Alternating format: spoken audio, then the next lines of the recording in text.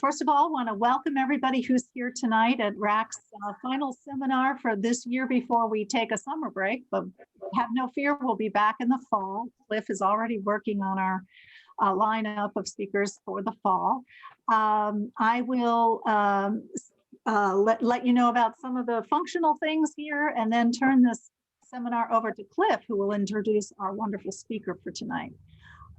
First of all, if you wouldn't mind, while you're just listening, muting yourself to reduce the background noise for everybody, that's very helpful in a group this size. And if you have any questions as Narissa presents her material, please type it into the chat box. You'll find that usually it's at the bottom, sometimes at the top of your screen. There's a little dialog box icon that says chat. If you don't see it, click the three dots that say more, and then you'll find the chat listed there. Just click on that and type in your question or your comment or your information you want to share, and I will handle those, getting those introduced into the meeting.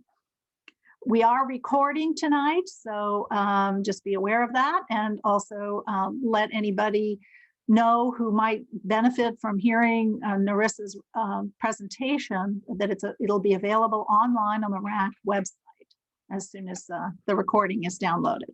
So with that, I'll turn it over to Cliff to introduce our speaker tonight. Hi, everyone. Hi, Narissa. Thank you all for joining us tonight. We're really excited to have Narissa with us tonight, Narissa Turner from the Virginia Conservation Network, where she handles the campaign and policy issues, campaign and policy manager. She has a very interesting background, academic background, and then she worked as climate program director for our Albemarle County, so not too far from us, before going to the Virginia Conservation Network. She has a master's degree in climate and society from Columbia University in New York. And she has a BA in natural resources and recreational tourism from the University of Georgia. So she's sort of a perfect speaker tonight to give us a good overview of various energy issues and legislation and the latest. So without further ado, Narissa, take it away.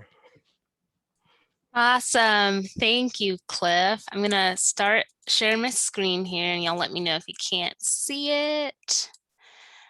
Let's see, go to view, present. Okay, well, you guys give me a thumbs up if you can see that. Okay, perfect. So as Cliff said, I'm Narissa Turner. I am the Clean Energy and Climate Policy and Campaigns Manager for the Virginia Conservation Network. There are actually two other policy and campaign managers. We have one who focuses on water and land conservation issues, and then one who focuses on transportation and land use issues. And so my sort of wheelhouse is everything that has to do with renewable energy and then climate more broadly. And so hopefully today I'm going to talk to you all about some of the recent legislation that the Virginia General Assembly has passed in regards to renewable energy. It's really exciting time, not just in the state, but now starting to be nationally as it comes to renewables and starting to power our economies and our futures with clean green energy.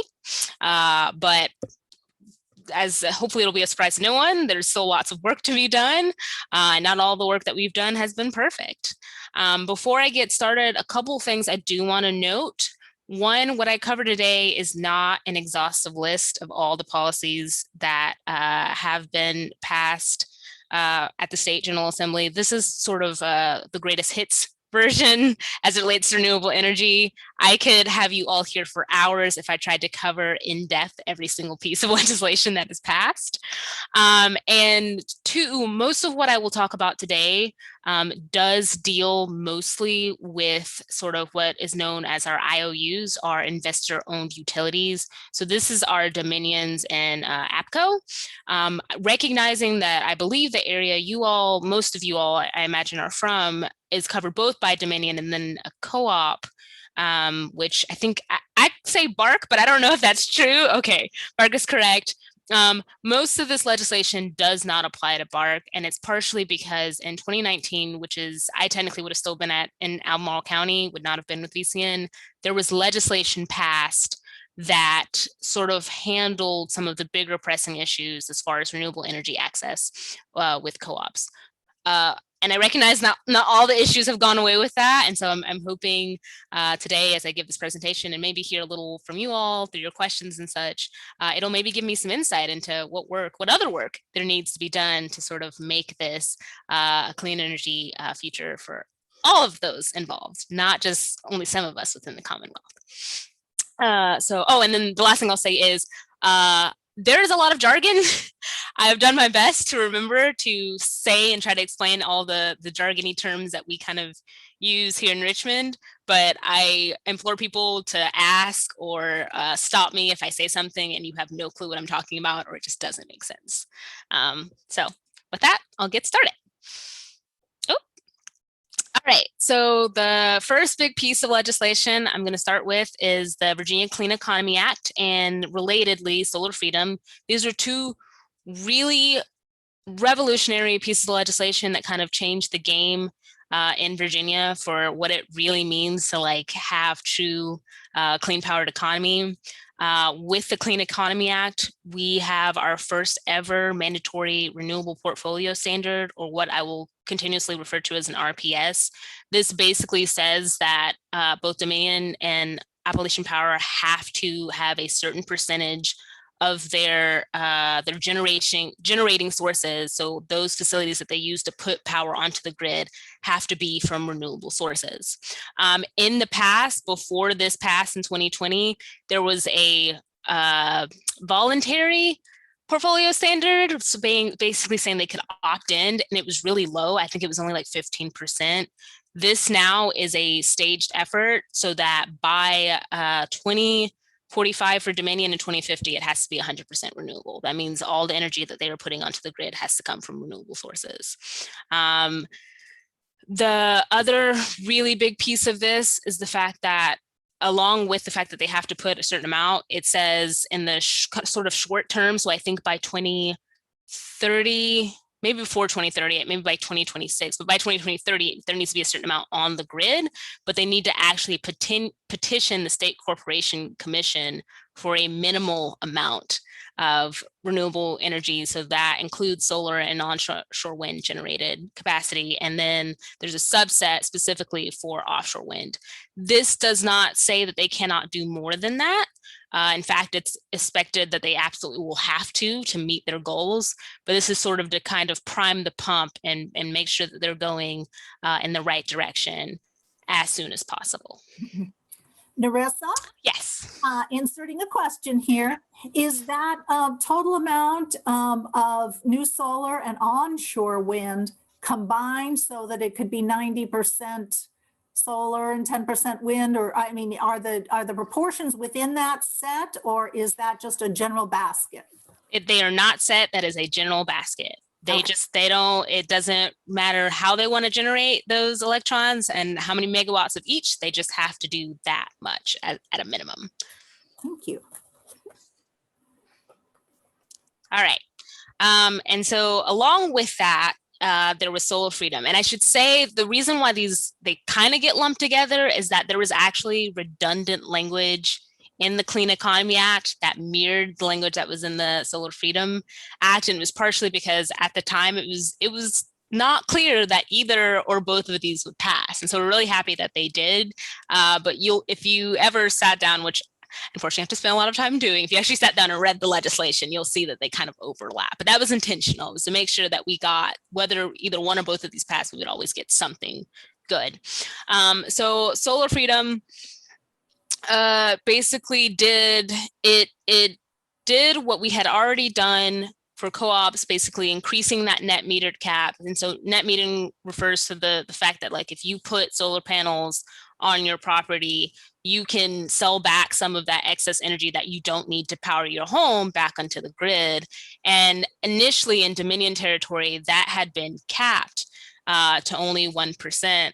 Or I think it might have been 3% originally. I can't remember the exact number, but it had been capped at a low number and it was originally a pilot program. So this codified and made it a long-term thing. It increased that cap, and then it made sure that at least 1% of that had to go to low to moderate income customers, which is what LMI stands for.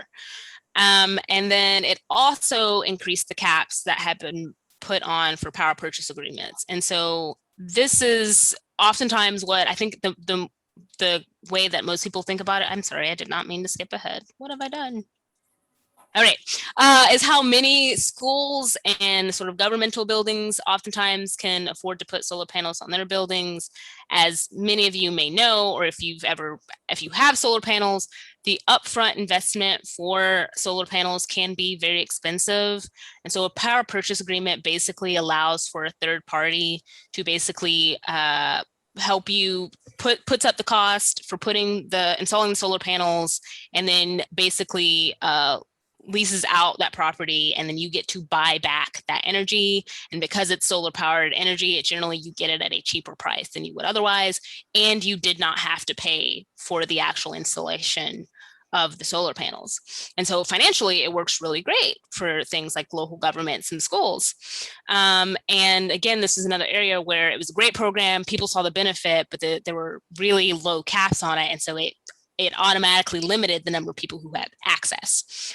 You will notice that I have a star at the bottom here for the caps that have been changed for APCO.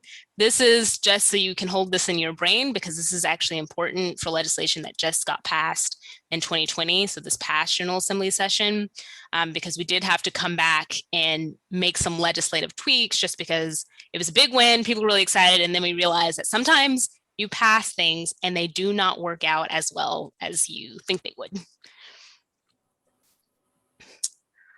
And then a few other things of note that came out of Solar Freedom that were really good for renewable energy is it also put in, or it mandated that both Dominion and ODU, or Old Dominion Power, also known as ODU, had to participate or had to start offering shared and community solar programs. A little update on that for anyone who might be a customer of Dominion. The State Corporation Commission, which regulates all IOU utilities, they also have some authority over co-ops as well, but they actually just issued the regulation for these programs in December. There is not a program yet. You cannot sign up for shared solar at this point, but it is suspected, hopefully, I'm hoping before the end of this year that will be a program that people can actually start signing up for. They just put out a request for proposal for people to actually help Dominion start bringing this to customers.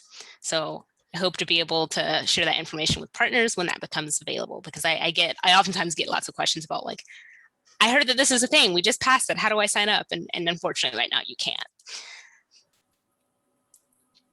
All right, so that were sort of the big pieces in 2020.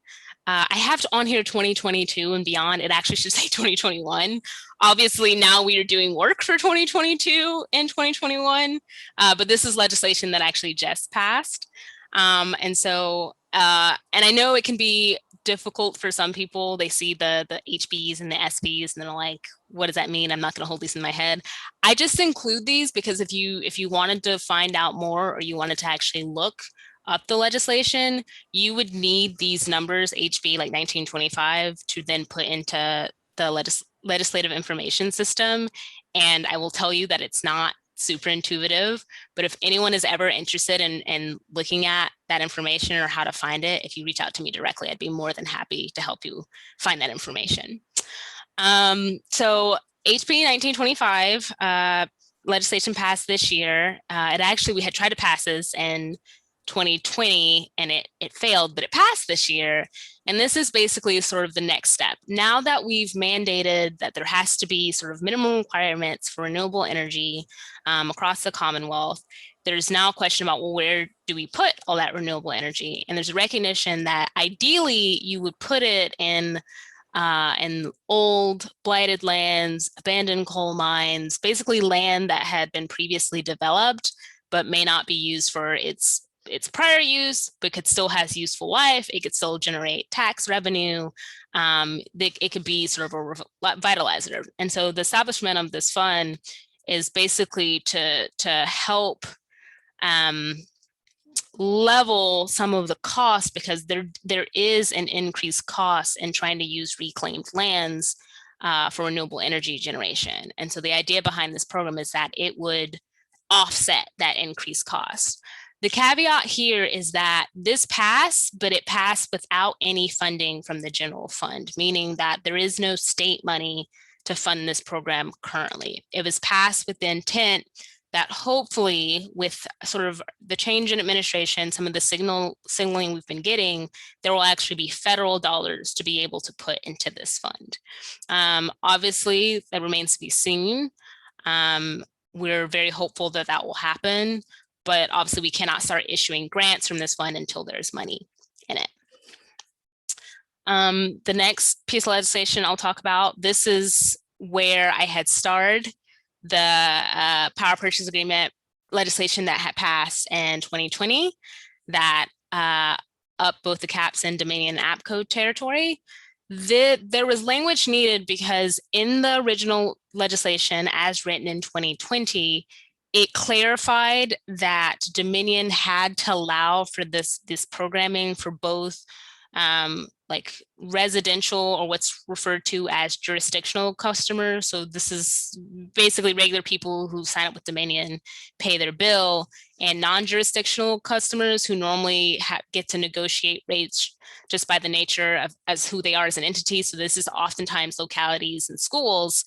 That clarifying language did not exist in the code for APCO and Old Dominion. And so basically these companies are using that as an excuse not to allow schools. Schools were the primary driver, but I imagine there were other people left out, but it was basically being used as an excuse not to allow schools, particularly in Southwest, access this funding mechanism, which is awful. But it made us recognize that we needed to make sure that that was guaranteed to them, that they could have access to this very fiscally responsible way to get solar energy.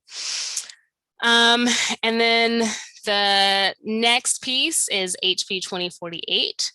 And so along with sort of all the renewable energy requirements from the Clean Economy Act, there was also provisions for a certain amount of storage that our investor-owned utilities need to bring on to help sort of deal with some of the intermittency of renewable energy.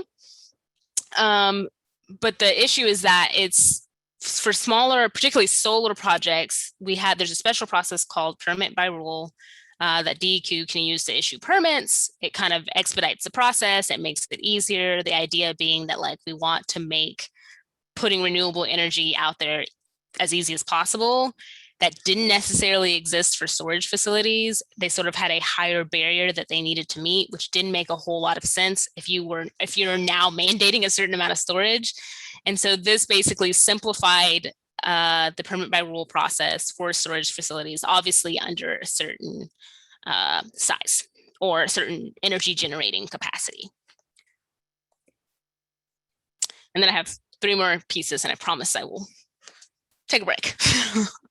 The next is HE 2269. This again improved on legislation from 2020 that allowed localities by ordinance to have a revenue sharing agreement with solar projects. The issue, again, this is an issue where we passed something, realized it needed to be rectified. The issue here being that I think the max that you could do per, I think like a megawatt of energy was like $1,400, which seems great, especially if you've got like a larger project.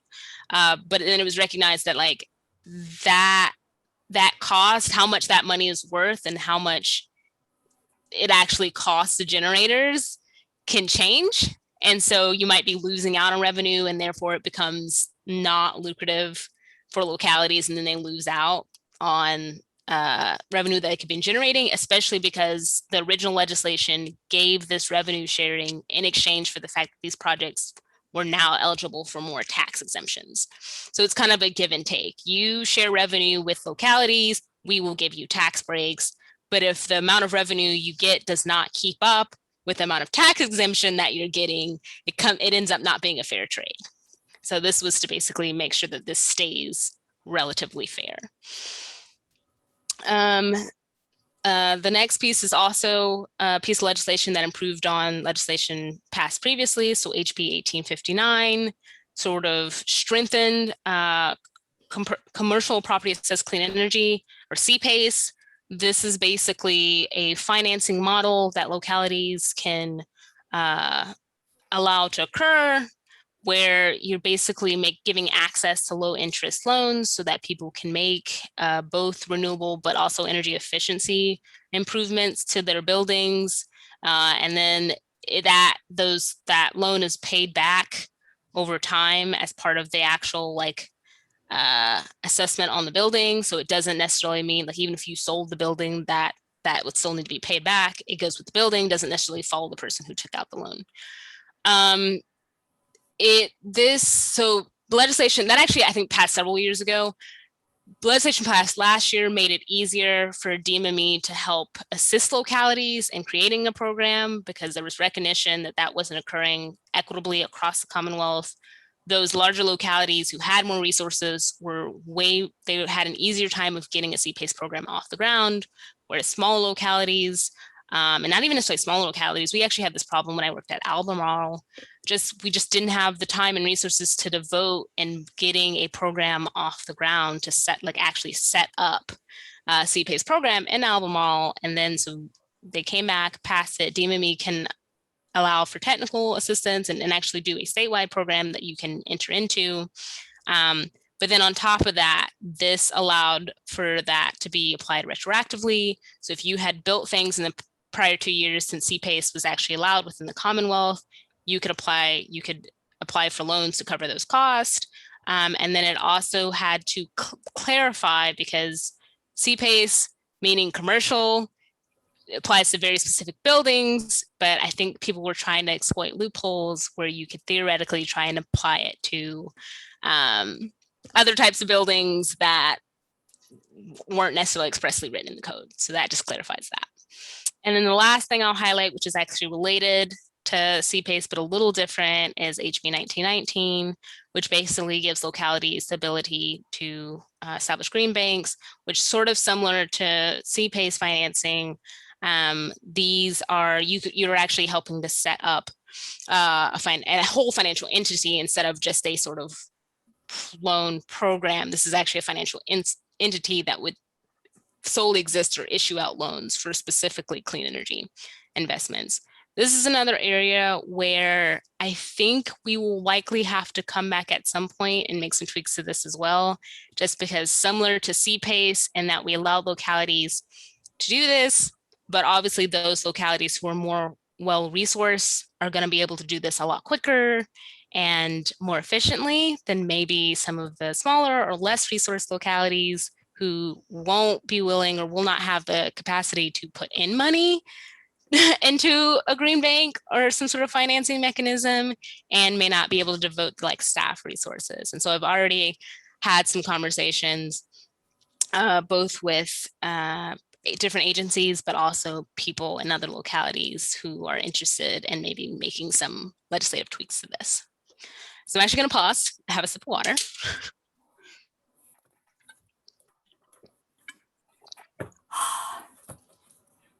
Make sure there are no other questions.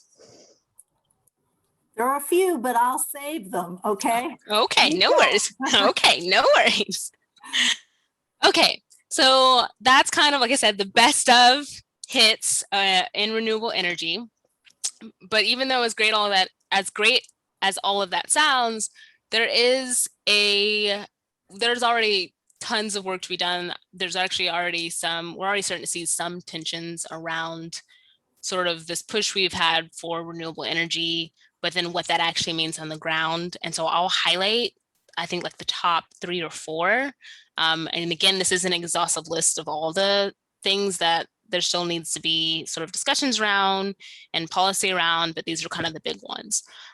So the first one is that things like the Clean Economy Act and even to some extent solar freedom mostly incentivize utility scale solar. So these are your larger projects.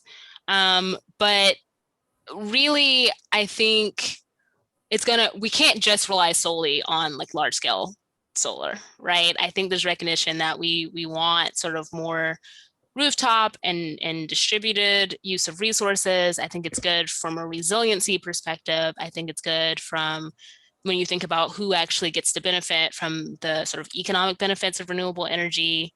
It's just good for a whole host of reasons.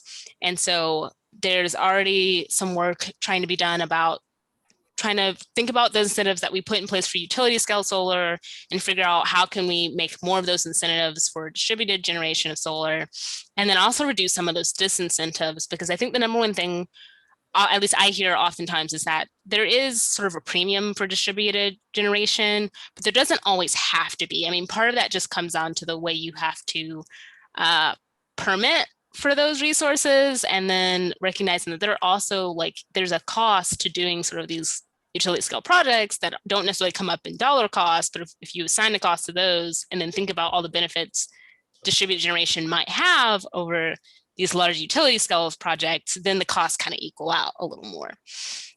The other thing related to that is that we now have to sort of, as I kind of alluded to previously, we have to manage those tensions around these large scale renewable energy projects and where they're being permitted. I've already had a conversation with folks both who live in localities where they're seeing massive amounts of projects and projects being permitted. And I think the sense is some people feel it's like, even though they support renewable energy, they don't feel like the siting criteria is stringent enough, because the reality is solar doesn't necessarily belong everywhere. We want lots of people to have access to it. We think people across the Commonwealth should be able to access it, but that doesn't mean that it should go in every place that people are like, yep, financials work out, we should just throw a solar farm here. And so thinking about or looking into how the permitting is done, is there a way to make it more stringent? Should we be reevaluating the regulatory structure? Because it might need to be updated to accommodate the increase of renewables that we're putting onto the grid.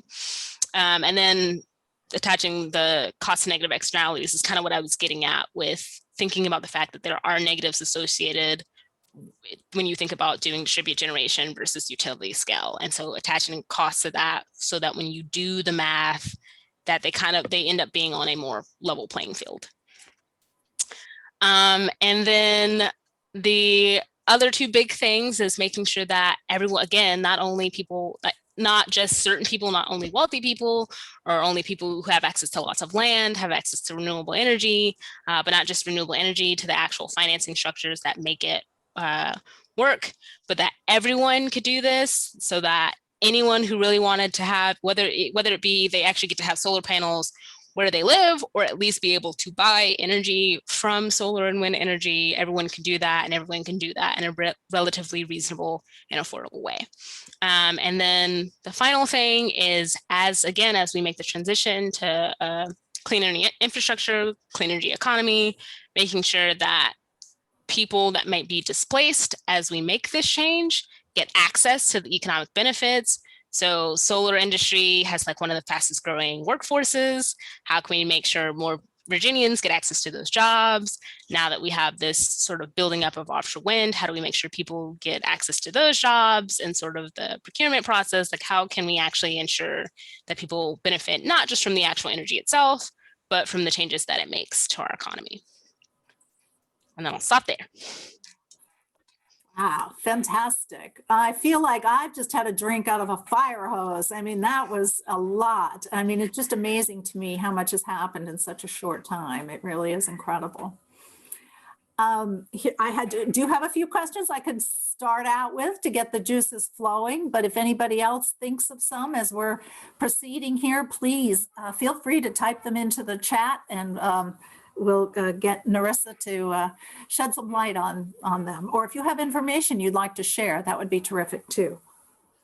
First of all, if I am an individual person and I would love to have solar on my roof, or in my yard if it doesn't fit on my roof, where at the state or where are the information sources that you would recommend somebody like that go to? And when I say individual, I also mean maybe churches and organizations and small businesses, you know, that are just a single business in a small town like Lexington or Buena Vista.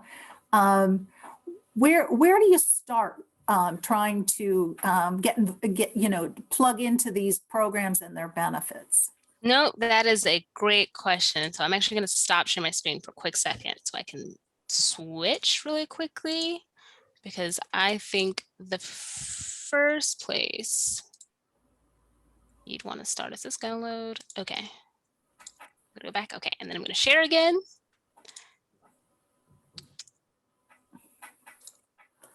I would actually start here. And so this is the State Corporation Commission's website. And I will tell you, as many of you probably know, many state websites are not super user friendly, but that's where I hope to be a resource for people. I oftentimes get emails, or I actually get phone calls more often than not about people asking me this very same question. And we try to do our best. It's not really what we're set up for, but we really do try to do our best to help bridge that gap between where the information is and where people can access to. But I would start here at the State Corporation Commission, and they have a map of sort of all the service territories, right? Which I imagine you will know where your place is. But in case you don't, here's where you find it. Once you figure out who your provider is, it'll link you to all of them. The first place you're going to want to start is like figuring out what programs your utility already offers. Then that's the same regardless if you're an individual or a business. You're just going to need to know what your provider offers, because oftentimes it's not even across the Commonwealth, and it's one of the problems, and it's something we've been trying to fix, and we're still not there perfect. But what you can and can't do, whether you have access to a PPA or power purchase agreement, whether you have access to net metering, whether you can buy, even if you can't actually site solar on your land, whether you can just buy credits for it, that's all going to just depend on who your provider is. And so oftentimes they'll have a really obvious tab here where it'll be like renewable energy, and then it'll show you all the things that you have available. Sometimes it's easier just to pick up the phone and call them. The other thing that your utility provider is going to be able to probably help you do is if you need an actual contractor, they oftentimes will, if they don't do it themselves, they'll usually have a list of people, like reputable people to reach out to come assess whether or not your place might be good for solar and other considerations, which I am not qualified to do, but they'll also have a list of those things as well. It'll also be the first place where you will notice whether or not they're deficient in something if they don't have a program. And then in that case, that's when you should start speaking to your board of supervisors, speaking to your state representatives, because that's going to take legislation to fix. And also you can have conversations with us too, because we'll hear from our partners in Rockbridge area that they don't have access to this. We want to know why and how can they get access to this. So. Great. Now, it's sort of the same question, only for municipalities, for our towns and our county. You mentioned a couple of programs like the CPACE and the green banks that localities have authority to take advantage of. If our locality, this is a two-part question. If our localities want to take advantage of those kinds of things, or find out if they would work well here, where would they go to explore that question? And then I guess you alluded and I'll let you answer that, but I also want to plant the next question, which is you alluded that the issue that I would guess exists here, that smaller jurisdictions may not have the staff or the expertise to really, get very deeply into these kinds of issues. Will the planning district commissions be allowed to perform that role?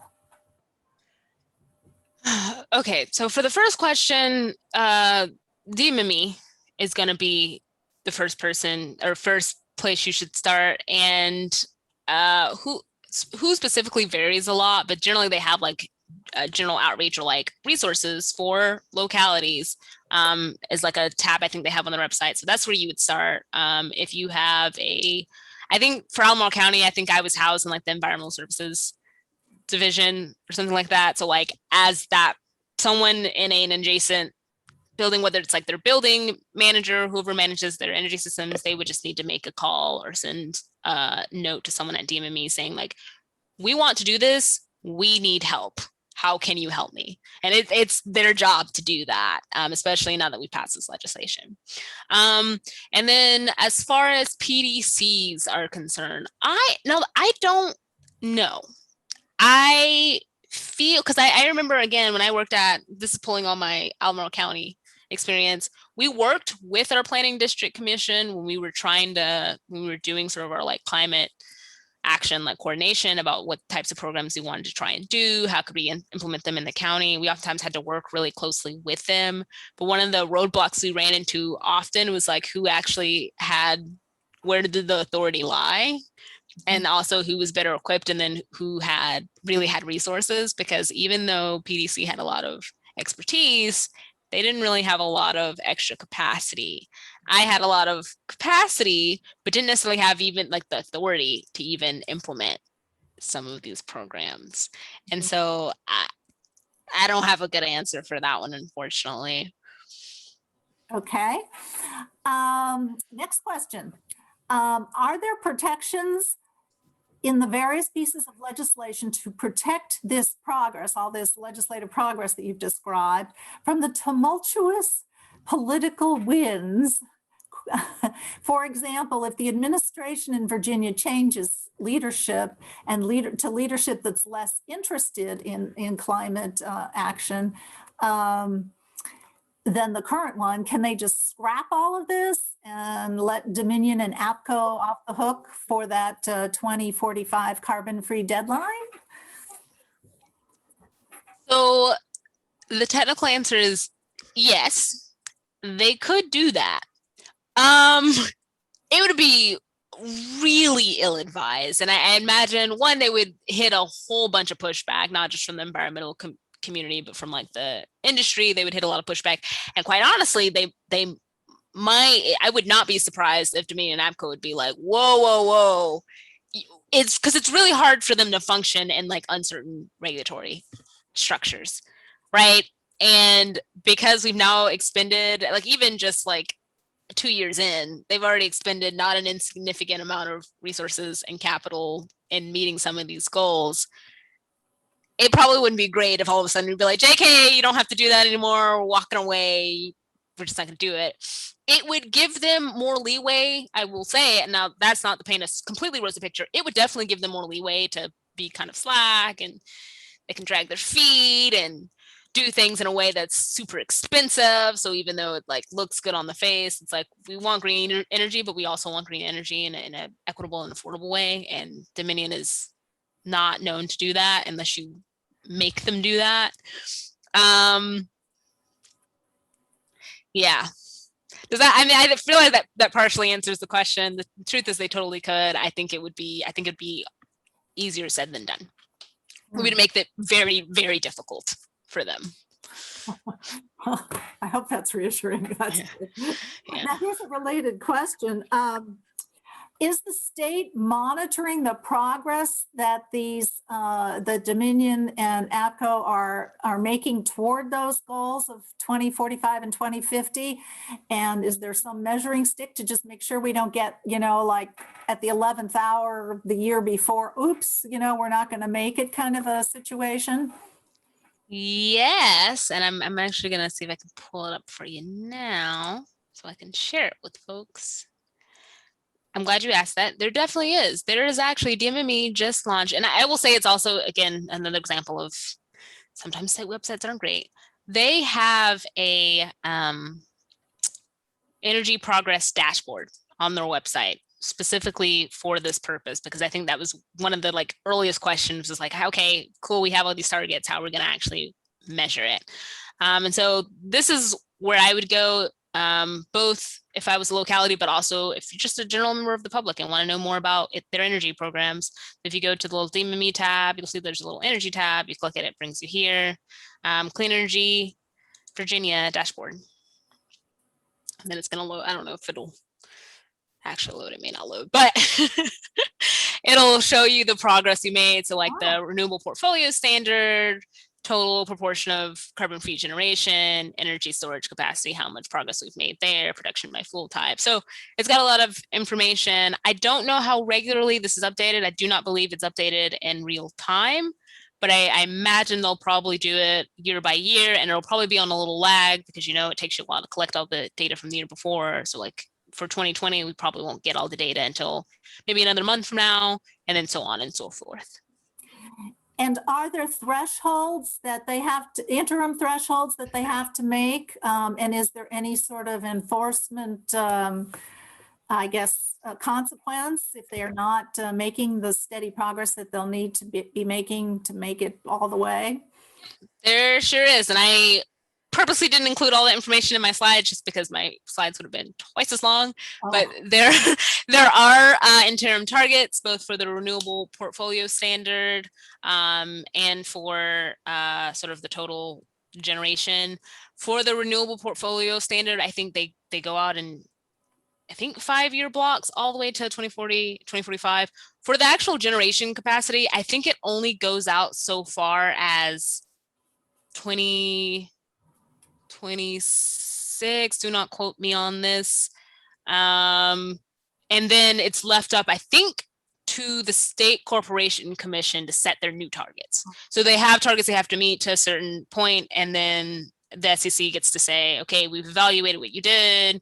This looks good or this looks awful. So based on all this information, here's your new target. Okay. Mm-hmm. And then if they fail to meet those targets, there are provisions within the legislation that say that if they fail to meet a target, they have to pay a certain amount of dollars for however much they are below. And then there's allocations for how that money is to be spent. So it goes into a bucket, and then part of it's spent on workforce development, part of it's spent on providing renewable energy in low-income communities. And then there are a couple other categories, but like certain percentages of that bucket of money have to be spent in a certain way. So even if they're failing to meet their targets, then we didn't get to take some of that money and do something that hopefully still pushes us in the right direction. Oh, that's interesting. Great. Hey, next question. There are concerns about current and future large solar fields in Rockbridge County detracting from the viewscape and reducing farmland. How would you address those concerns? Yeah, so that's what I was alluding to before with some of those considerations for making some changes to the permitting and regulatory nature of what we currently have on the books for large scale solar. The issue is that I think there was a tension when the Clean Economy Act was being negotiated about like how prescriptive we needed to be, recognizing that I think, and we to this day, we still recognize that we want to give these people in places and localities the authority to say what does and doesn't belong in their community, but also recognizing that like there is a wrong and right way to do this. What that has turned into is that I think you've seen some localities that are just like really digging in their heels, and they're like, we hate this because all the projects you're trying to do are awful. And then I think you've seen in some other localities where they're like, this is all great. We want all the stuff regardless of what our actual constituents have to say. And as you can imagine, none of that's good. And so conversations are happening right now about what role does the state play in that process, which we definitely think there is. We think some of it can just be changed by if DEQ put some different requirements on how you do the permitting. But then could it just be that if we like tighten up the requirements at DEQ and give some more resources to DME so they can help localities do best practices, that might be enough. And sounds really good. The question is like, will that work? Can we even make that happen? That's what we're figuring out right now. Like we're already in the process of working on stuff for 2022 because it never ends. Okay. It's iterative. It's a process. Okay, the next question from the same person. This is a two-part question about lithium and lithium-ion batteries. The first part is currently lithium, cobalt, and manganese needed for these are not able to be reclaimed. Where are these batteries going? Yeah, so that's another conversation that is currently ongoing. The short answer is like, we actually don't even know. I had a conversation with some representatives of DME about this because I think a concern was brought to us. And then I think it was a concern to them, probably because they're hearing from the same folks we're hearing from. And we've already seen some localities basically just saying, we don't care what you do with it. It just can't stay here, which makes sense. Why would you want that dumped in your backyard? I wouldn't want that in mine. But then the problem becomes, okay, but then like, where is it going? We probably should be trying to reclaim that stuff if possible.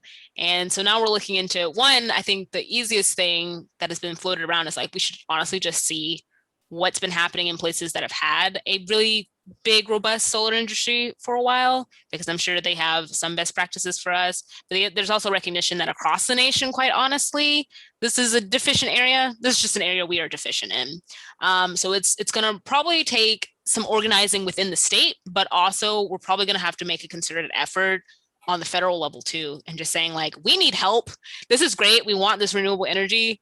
We also need help trying to figure out where this needs to go and how do we safely dispose of these things and decommission these things. And there's a role for the state to play, but there's also going to be a role for the federal government to play as well. Because we saw this way back when with like combustion car batteries, right? We had to actually do a program so that we could figure out where these lead acid batteries would go. And it basically just came down to like, a lot of manufacturers were like, hey, you need to take these back. That might be the same thing we need to do for solar panels as well. It's just, we need to figure out how big our problem is and where it's going currently, and then what we want to do about it. The second part of the same question, you've already partially answered, I think, and that is, has there been any thought to storing or stockpiling these spent batteries as a way of reclaiming those metals, until there is a way of reclaiming those metals? Yeah. If not, do you think that would be a good idea, and how would that be implemented? Yeah, no. I think some of that's already been thrown around. I definitely know that's been talked about, particularly as it relates to not necessarily solar panels, but as it relates to electric car batteries. It's like there are companies that currently stockpile them. There are currently who are already looking at ways to revitalizing and getting different economic value out of them. I would not be surprised if there's like not a nascent industry for that also for solar panels. It's just not well developed now, and it's just part of the continuing conversation. But I love the way this person thinks. So here's a person who's reacting to the first question, which was, so to recap, the answer to that these protections or these advances in legislation could go away is to stay informed and involved in these issues. That's sort of a question and a comment. No, that's 110% correct. Okay. Stay involved, stay informed. And so if we start to hear that mess, we can show up, because I mean, it's going to be something where obviously environmental organizations like ourselves are want to get involved, but just voters across the board, industry is going to have to get involved. Like I said, I wouldn't be surprised if the actual utilities themselves didn't be involved. It's just because like even though we don't all necessarily agree about how we do it, I think we've grudgingly all come to the agreement that like, this is something we need to do. It's objectively good for the Commonwealth. Now we just need to work out the details of how to do it well. Okay. We're not going to let anyone take that away from us. Okay, that's a promise. All right. And here is another question that leads to another question. The first part of this is if the utilities are under the gun to meet their deadlines, is it possible the utilities will put pressure on Virginia to expand nuclear power plants? And if you could maybe include in your answer, what is the definition that this legislation is using for renewable energy? Yeah, so that's a fair question. And I will say, I think that was one of, as the legislation was being worked on, I think that was one of the areas of contention. It's weird because I think the way renewable energy, or like what counts for the renewable portfolio standard in carbon-free generation. It's defined a little differently in several places of the code. So for some of the parts that deal with like deficiency payments and the types of generation that's allowed, I think it like very narrowly spoke to like solar, onshore wind, and offshore wind.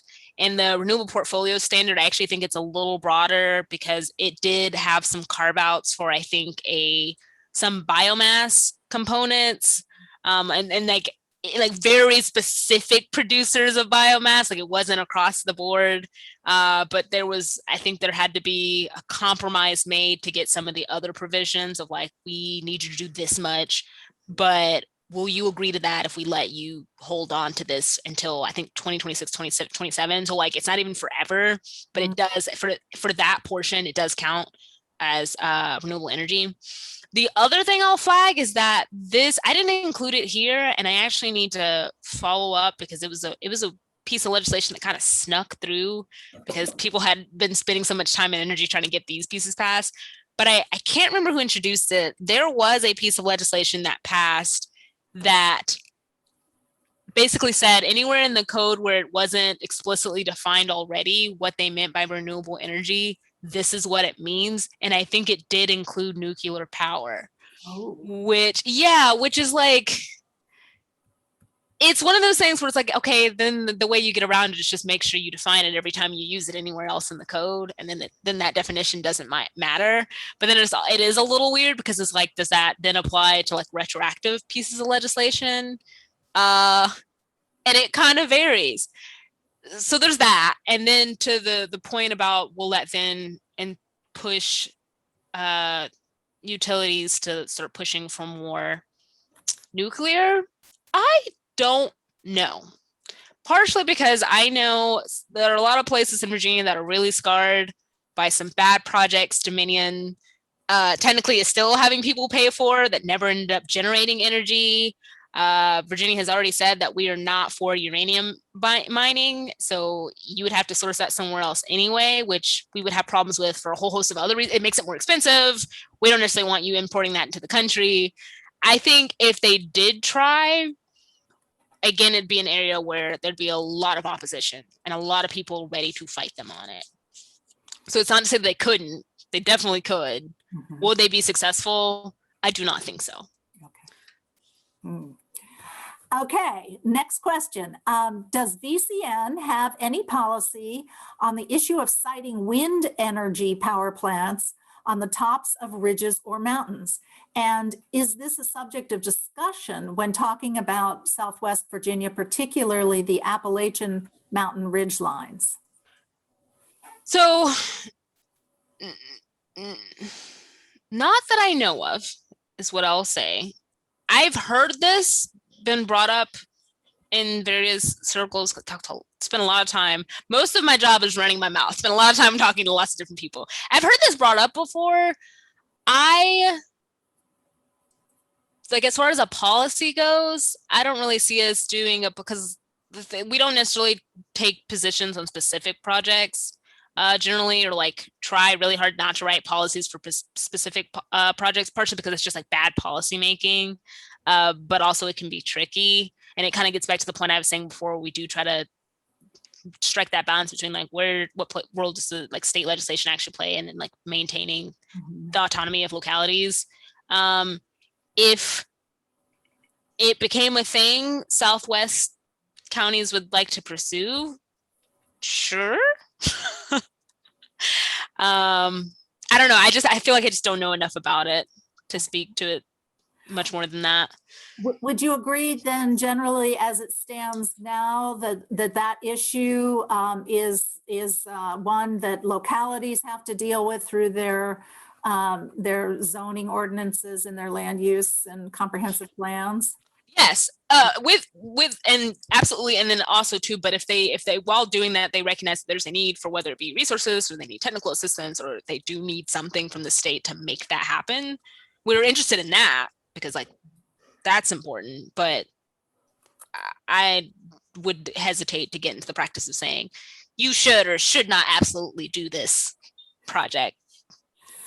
Okay, here's somebody who seconds and agrees with the idea that companies that profit should be tasked with responsible waste management with the potential to reclaim the value by designing for recovery. Good comment. Yep, that is a good comment. Let me see, here's another question. Electric utility companies have reduced income as renewable energy is implemented and expands, but we still need the power lines and substations and equipment maintained. The power companies exaggerate that point, but they still have a point. How would you address that? So this is where we lean really heavily on our renewable energy utility lawyer folks, because I'm going to put on my pretend hat because I'm not a lawyer. To your point, they do exaggerate that, and that kind of gets into why we've also been trying to do within VCN do some work on like restructuring sort of the way incentives are done for utilities. The Clean Economy Act does that in some ways, but because we're talking about decades of different laws and regulations regulating how utilities do things and what they do and don't get money for, it'll be several iterations, I think, before we really get it down.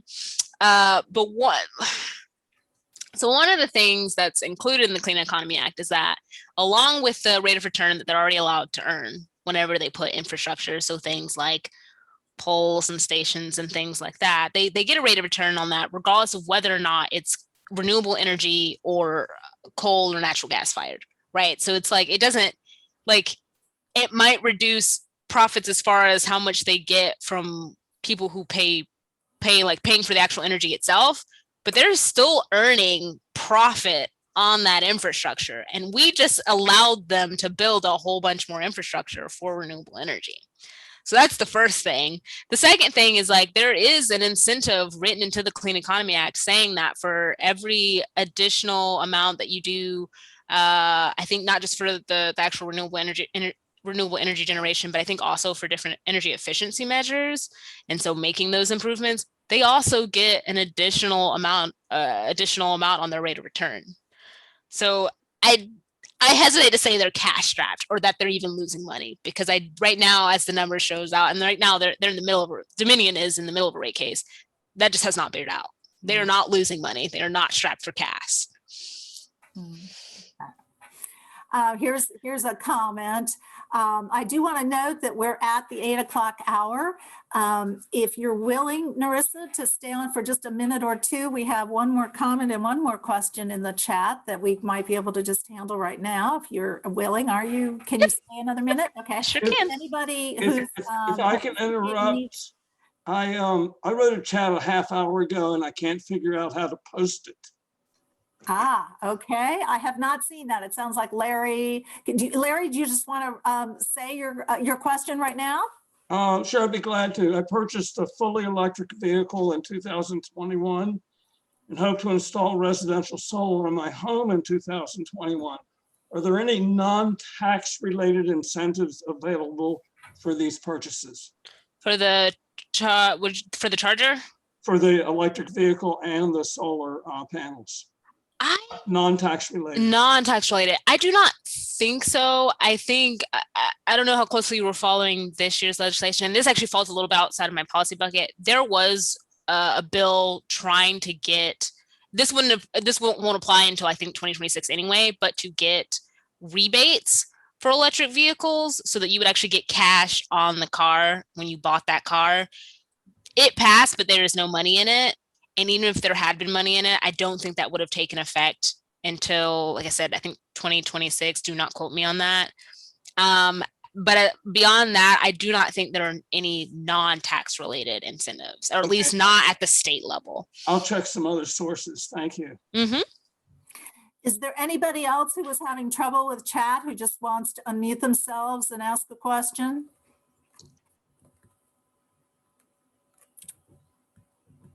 Okay. There's one more question and a comment. Oh, actually, now there's another question. Sorry. First, the comment. The siting on mountains question that you answered before speaks to political representation in Southwest Virginia versus Richmond, and whether this region of Virginia will sacrifice natural resources for the benefit of Northern Virginia. So I think that comment is recognizing some, political tension there with the degree of representation. That's a very real thing, and we struggle with it all the time. Yeah, so do we out here. What rules, here's the second to last question so far. What rules are in place to ensure that area residents are informed when energy companies are planning an industrial scale wind or solar facility? Yeah, so I know for anything that needs a state level permit, which I think is almost everything, DEQ normally has some requirements on like when you post notices, where you have to post them and how long you have to post them. You can also I oftentimes, just partially because it's my job, but I check the website pretty regularly, and you can always see on there like all their active notices for permits and things. It's the easiest way. At the local level, I'm not sure how uniform the rules are. My guess would be they're probably not all uniform, but that's a great plug for staying super involved at your local politics and going to those board of supervisor meetings and city council meetings and reaching out to your council meetings. It's like, hey, I noticed this thing. What's up with that? Because we had that a lot when I worked for Albemarle County, and that was the best way because like even sometimes I don't know, but it's the best way for me to find out, because like I have constituents calling me about this thing. They want to know. That means you probably didn't do a good enough job notifying people. Okay, good to know. Okay, so last question. You mentioned early in your presentation about the caps on the feeding energy back into the system from, let's say, a rooftop solar installation. What is the outlook or the possibility that caps would be removed entirely, and that people with solar installations might actually come out ahead financially at the end of the year if their system is producing way more energy than they use? Wait, let me repeat the last part of that question. Okay, so is there what's the future outlook for us, for in Virginia, for allowing people with rooftop solar panels to feed back in more energy than they actually are using and actually make money? Yeah, so I mean, to some extent that already exists, right? That's what net metering is. It doesn't, it's interesting though, because it's not necessarily make money in that, like, at least I don't think it is, in that you like get a check, but like it applies as bill credit. So like I've heard from people that there are months where they just don't have a bill other than like the little service charge, just because they put back in so much energy. That happens already.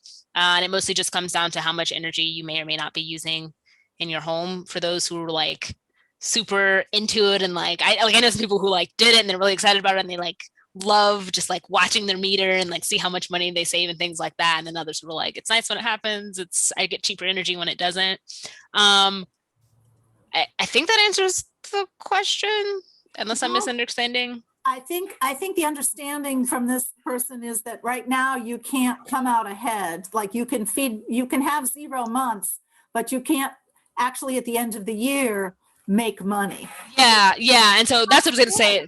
Yeah. Possibility. Gotcha. I understand. I quite honestly do not think so. And unfortunately, I think there's honestly in the coming years will probably be some movement to, and we actually already saw it in some legislation, to ramp down how much of that you will actually be able to feed back in, just because the whole intention behind net metering to begin with is the fact that like it encourages people to do more solar installations on their homes, just because it's like, oh, the idea of not having to pay a bill is like super attractive. And for those who can afford the upfront cost, it helps offset that upfront cost. But there does come a point where like you just have critical mass. You have so many people pumping energy onto the grid, where like it really just doesn't make a whole lot of sense to then have to like pay out a bunch of people for that generation, unless like it would, I feel like the only way you could make that work is you would have to do a complete overhaul on the way that like energy markets are done, not just in Virginia, but probably in the entirety of the United States. And that does not seem likely, unfortunately. I'm sorry.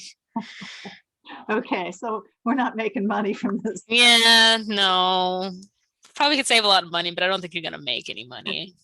Well, I've come to the end of the questions. Cliff, do you want to wrap up here? Well, sure. Just thank everyone for coming, and Narissa for just a fabulous presentation. And we all learned a lot. I certainly learned a lot, and all the positive energy that you brought to us. And hopefully you'll visit us again sometime. And I will point out that next fall, we'll start again our series in September this time. And in September, we'll have a presentation on the Chesapeake Bay and the watershed, certainly to include the James River and Upper James River watershed. But we'll get the big picture of Chesapeake Bay and how we kind of fit into it. And in October, we'll have a presentation on Green Virginia, or Virginia Green, which relates to the travel and tourism, sort of ecotourism, green travel, green tourism in Virginia, and waste reduction programs in various hotels, restaurants, resorts, et cetera, et cetera. So we'll start off with kind of a fun fall.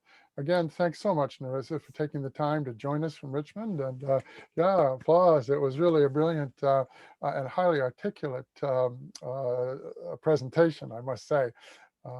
So thank you all, and hopefully we'll see everyone again soon. Bye now. All right. Thank you.